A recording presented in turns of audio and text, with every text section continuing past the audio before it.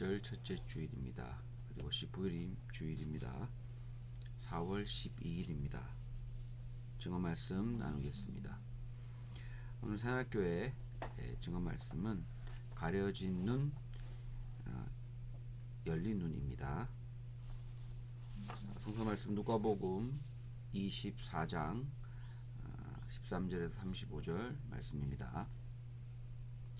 바로 그날 거기 모였던 사람들 중 두 사람이 예루살렘에서 한 30리쯤 떨어진 곳에 있는 엠마오라는 동네로 걸어가면서 이즈음에 일어난 모든 사건에 대하여 말을 주고받고 있었다. 그들이 이야기를 나누며 토론하고 있을 때에 예수께서 그들에게 다가가서 나란히 걸어가셨다. 그러나 그들은 눈이 가려져서 그분이 누구신지 알아보지 못하였다. 예수께서 그들에게 길을 걸으면서 무슨 이야기들을 그렇게 하고 있느냐 하고 물으셨다. 그러자 그들은 침통한 표정인 채 걸음을 멈추었다. 그리고 글레오파라는 사람이 예루살렘에 머물러 있던 사람으로서 요새 며칠 동안에 거기에서 일어난 일을 모르다니 그런 사람이 당신 말고 어디 또 있겠습니까? 하고 말했다. 예수께서 무슨 일이냐 하고 물으시자 그들은 이렇게 설명하였다. 나자렛 사람 예수에 관한 일이요. 그분은 하나님과 모든 백성들 앞에서 그 하신 일과 말씀에 큰 능력을 보이신 예언자였습니다. 그런데 대사제들과 우리 백성의 지도자들이 그분을 관원에게 넘겨 사형 선고를 받아 십자가형을 당하게 하였습니다.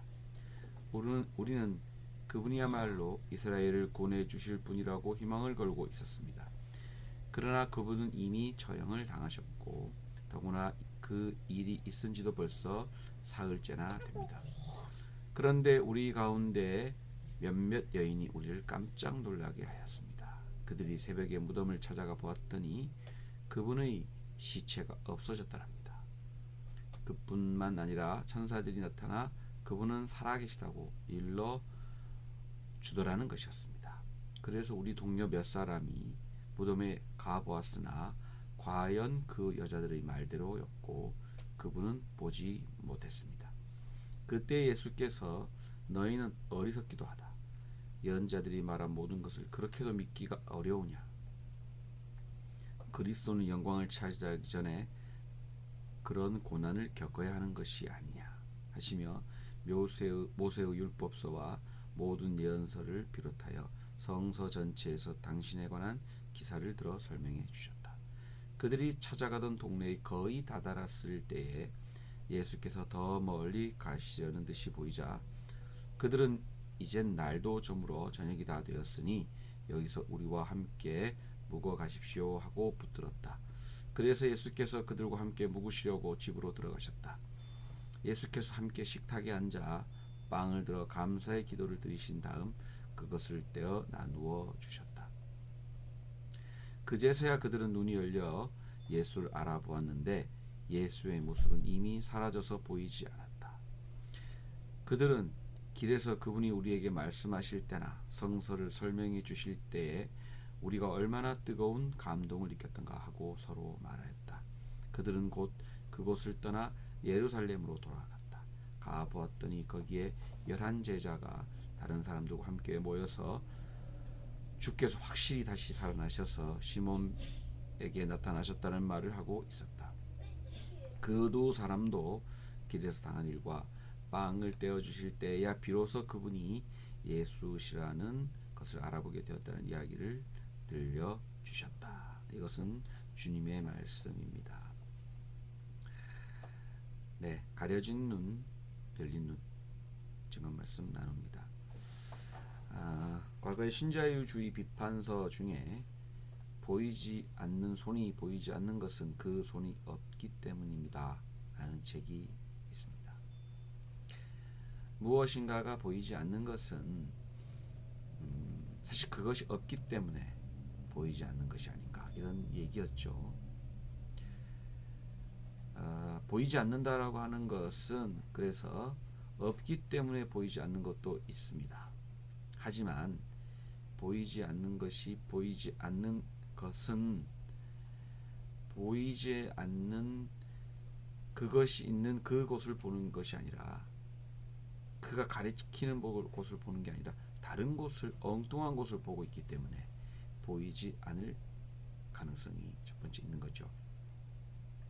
또 하나는 눈이 가려워졌기 때문에 보이지 않는다라는 거죠. 보이는데 이 눈이 싹 가려져 있는 거죠. 그럼 보이지 않는 거죠.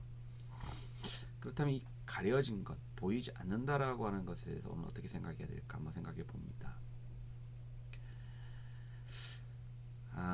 너무 멀리 보기 때문에 보이지 않는 경우가 있습니다. 이 가까이 거를 봐야 되는데 너무 먼 것을, 너무 내가 바라는 것들 저 멀리 이상들만 바라보기 때문에 지금 내 눈앞에 펼쳐지고 있는, 내 눈앞에 벌어지고 있는 이 사건과 이 감동적인 이 내 변화가 일어나는 이 장면에 내가 눈이 가 있지 않은 거예요.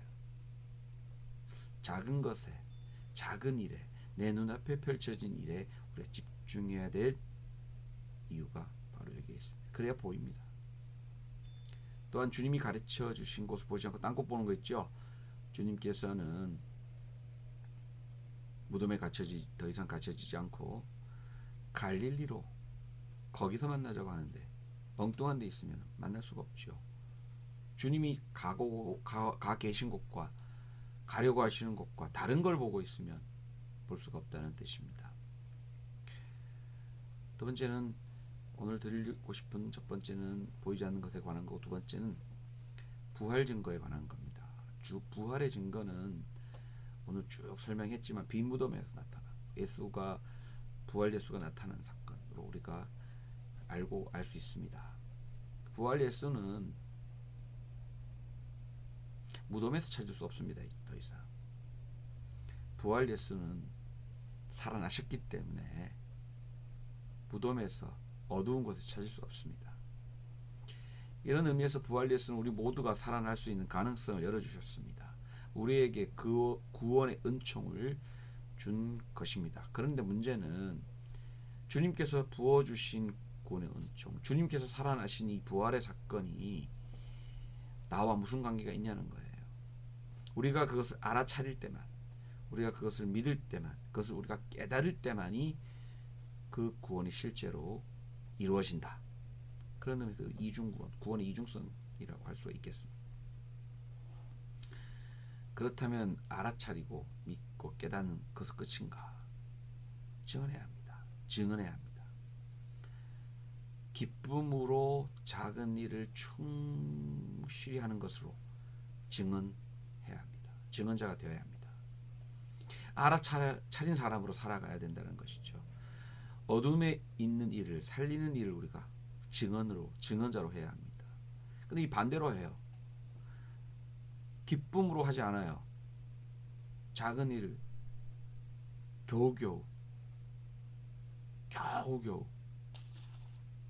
부활 사건을 경험한 사람으로서가 아니라 죽겠다, 힘들어 죽겠다는 마음으로 합니다. 알아차린 사람은 살지 못해요. 어리석고 아둔하게 살아가서 부활 증언자 될 수가 없겠죠. 어둠에 있는 일을 살려야 되는데 지 좋아하는 사람끼리만 끼리끼리 놀면 되겠습니까? 이 반대로 해서 안 됩니다. 기쁨으로 작은 일을 충실히 알아차린 사람으로 살아 어둠에 있는 일을 살리는 일, 우리가 해야 될 증언의 삶, 증언자의 삶입니다.